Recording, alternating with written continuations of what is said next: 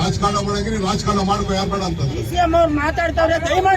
ನಾನು ಹೇಳ್ತಾ ಇದೀನಿ ಕೇಳಿ. ಗೌರವ ಕೊಟ್ಟು ಇಲ್ಲಿ ಬಂದು ನಿಂತ್ಕೊಂಡು ಮಾತಾಡ್ತಾ ಇದ್ದೀನಿ.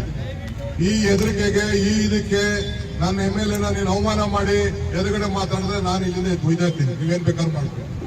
ನಾವೇನೋ ಪಾಪ ಅವರು ನನ್ಗೆ ಗೊತ್ತಿದೆ ಎಷ್ಟು ನನ್ನ ಟೈಮ್ ವೇಸ್ಟ್ ಮಾಡಿಸಿದ್ದಾರೆ, ಎಷ್ಟು ಮಾತಾಡಿದ್ದಾರೆ, ಎಷ್ಟು ನಿಮ್ಗೆ ಅನುಕೂಲ ಆಗ್ಬೇಕು ಅಂತ ಒಬ್ಬ ಶಾಸಕ ಆಯ್ಕೊಂಡು ಸಹಾಯ ಮಾಡೋರು ಅಂತ. ಈಗ ಇವ್ರು ನಿನ್ ಪರ ಇಲ್ಲ, ಯಾವೊಂದು ಇಷ್ಟು ಯಾವನು ಅಡ್ಮಿಷನ್ ಮಾಡ್ದ ಅವ್ನು ನಿನ್ ಪರನಾ? ಯಾರು ಬಿಜೆಪಿ ಗವರ್ಮೆಂಟ್ ನಲ್ಲಿ ಇದನ್ನ ದುಡ್ಡು ಕೊಡ್ಸೋದ್ರಲ್ಲ ₹1 ಕೋಟಿ, ಅವ್ರು ನಿಮ್ ಪರನಾ? ಯಾರು ನಿಮ್ ಪರ? ಯಾವನು ಇಲ್ಲ ನಿಮ್ ಪರ.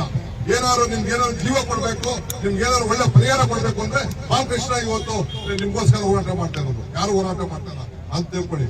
ನಾನ್ ನಿಮ್ಗೆ ಹೇಳೋದು ಇಷ್ಟೇ, ಕಾನೂನು ಚೌಕಟ್ಟಿನಲ್ಲಿ ಏನ್ ಸಹಾಯ ಮಾಡ್ಬೇಕು ನಾನು ಮಾಡಕ್ ತಯಾರಿದ್ದೀನಿ. ನಾನು ಯಾಕೆಂದ್ರೆ ಇದು ಕಾನೂನು, ಇದು ಏನೇ ತೀರ್ಮಾನ ತೆಗೆದುಕೊಂಡ್ರು ಬರೀ ಬಿಡದಿಗೆ ಒಂದು ತೀರ್ಮಾನ ತಗೊಳಕ್ಕಾಗುವುದಿಲ್ಲ. ಇಡೀ ರಾಜ್ಯದ ಎಲ್ಲ ಅಕ್ವಿಷನ್ ನಿನ್ನೆ ಕೂಡ ನಾನು